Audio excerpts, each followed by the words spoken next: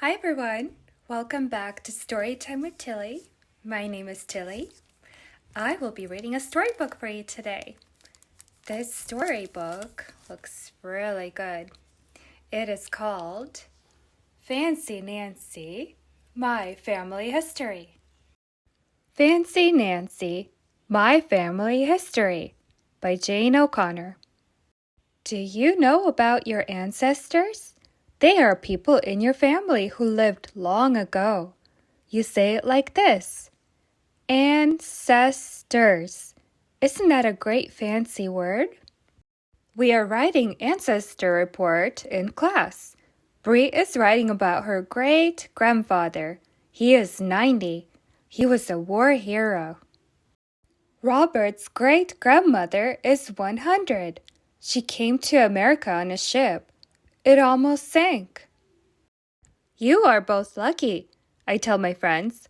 You know your ancestors. All of mine are deceased. That's fancy for dead. That night, my grandpa calls.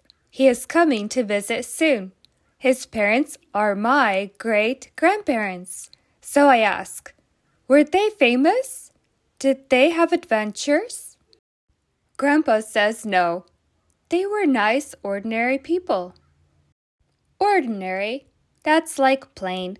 I wish I had fancy ancestors. Later that night, Grandpa sends a photo of my great-grandfather. Grandpa's email says, "My dad was kind and honest. He only lost his temper once. I broke a teapot and blamed my sister. My dad wasn't upset about the teapot. He was upset that I lied." Your dad sounds like a very lovely person, I reply. Reply is fancy for answer. I am going to write my report about him.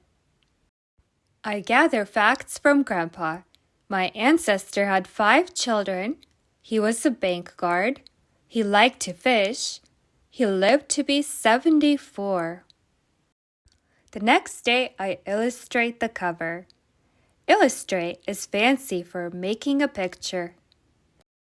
Then I start writing my report. It begins, my great-grandpa was a bank guard. That does not sound exciting. So I add something extra. Once he stopped a bunch of bank robbers. Yes, that sounds very exciting. Next, I write, my great-grandpa loved to fish. Then I add some more exciting stuff. One time he caught a shark. The next day, Clara and Yoko both read their reports. I do not mean to brag, but mine is way more interesting. After school, I tell my parents, on Friday I get to read my report. My dad says, great, Grandpa is coming on Thursday. He can go to school with you. He is so proud that your report is about his dad. I forgot about Grandpa coming. All of a sudden, my tummy feels funny. I don't think he is allowed to come, I say. My mom looks at me. Of course he can come. Don't you want him to come? Upstairs, I show Mom my report. I wanted it to be interesting, so I exaggerated. Exaggerate is a fancy word for stretching the truth.